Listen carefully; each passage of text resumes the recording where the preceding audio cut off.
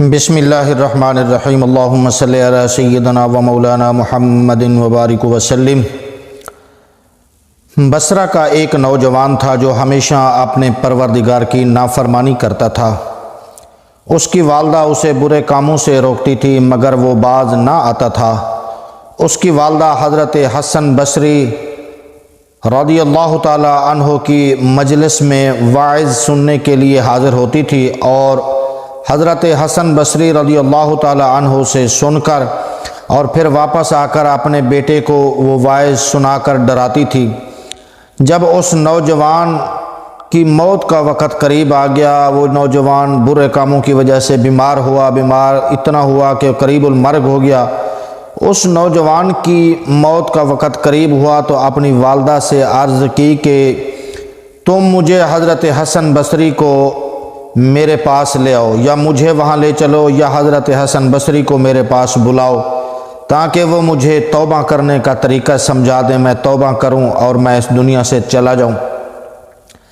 جب اس کی والدہ حضرت حسن بصری رضی اللہ تعالیٰ عنہ کی خدمت میں پہنچی اور اپنے بچے کی درخواست پیش کی تو انہوں نے فرمایا کہ میں ایک فاسق فاجر کے پاس نہیں جاؤں گا اور نہ ہی اس کو اپنے پاس بلاؤں گا اور نہ ہی میں اس کا نماز جنازہ پڑھوں گا۔ اس نوجوان کی والدہ غمزدہ ہو کر واپس گھر آئی اور سارا قصہ اپنے بچے کو سنا دیا۔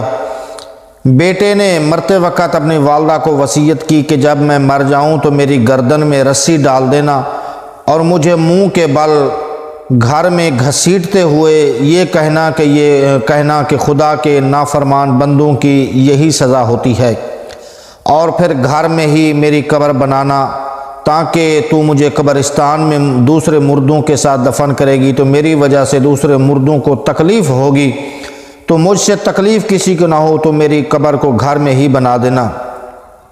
اس کے مرنے کے بعد والدہ نے جب اس کی گردن میں رسی ڈالی تو آواز آئی کہ اے عورت، اللہ کے اس دوست کو چھوڑ دے، اس کے ساتھ نیک سلوک کر۔ سبحان اللہ۔ پھر اس عورت نے اس نوجوان کو گھر میں ہی دفن کر دیا۔ تو دوسرے دن حضرت حسن بصری رضی اللہ تعالی عنہ اسی عورت کے گھر تشریف لے آئے اور فرمایا کہ اللہ تبارک و تعالی نے مجھے خواب میں سب کچھ بتا دیا ہے۔ رب ذوالجلال نے فرمایا اے حسن، تو نے میرے بندے کو نا امید کر دیا تھا لیکن میں نے نا امید نہیں کیا، میں نے اپنے بندے کی خطاؤں کو معاف فرما کر اس کو بخش کر میں نے جنت میں مقام عطا فرما دیا ہے۔ تو میرے مسلمان بھائیوں بہنوں، جب بندہ اپنے مالک حقیقی کے دربار میں اپنی عاجزی انکساری کا اظہار کرتا ہے تو اللہ تعالیٰ اس کی دعا کو قبول فرما لیتا ہے، کیونکہ اللہ تعالیٰ کی رحمت جوش میں آ جاتی ہے، اور خدا عز و جل خود فرمایا ہے کہ لا تقنطوا من رحمت اللہ، کہ اللہ کی رحمت سے نا امید مت ہو۔